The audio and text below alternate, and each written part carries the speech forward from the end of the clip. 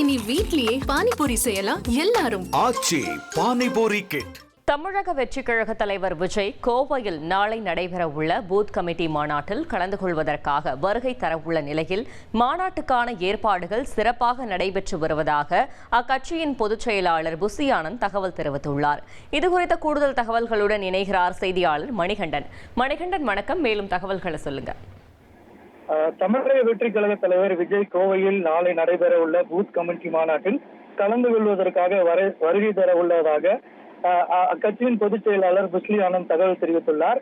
சூலூர் அருகே நெசவாளர் காலனியில் தமிழக வெற்றி கழகம் சார்பில் விலையில்லா வீடு கட்டும் திட்டத்தின் கீழ் கட்டப்பட்டுள்ள கோவில் வைப்பு அறையை புஸ்லி ஆனந்த் திறந்து வைத்தார். பின்னர் செய்தியாளர்களிடம் பேசிய அவர், விஜய் நாளை நடைபெறக்கூடிய அந்த பூத் கமிட்டி மாநாட்டிற்கு வருகை தள்ள உள்ளதாகவும் அதே போல மாநாட்டு ஏற்பாடுகள் சிறப்பாக நடைபெற்று வருவதாகவும் தெரிவித்துள்ளார். மேலும் இந்த விழாவிற்கு வருகை தருவதற்கு முன்பாக ஜேசிபி இயந்திரம் மூலம் புஸ்லி ஆனந்துக்கு மலர் தூவி வரவேற்பு செய்யப்பட்டது.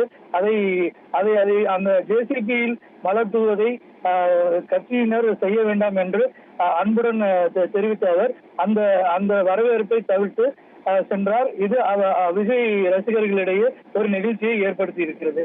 தகவல்களுக்கு நன்றி நவமணிகண்டன். இனி வீட்லயே பானிபூரி செய்யலாம் எல்லாரும். ஆச்சி பானிபூரி கிட்.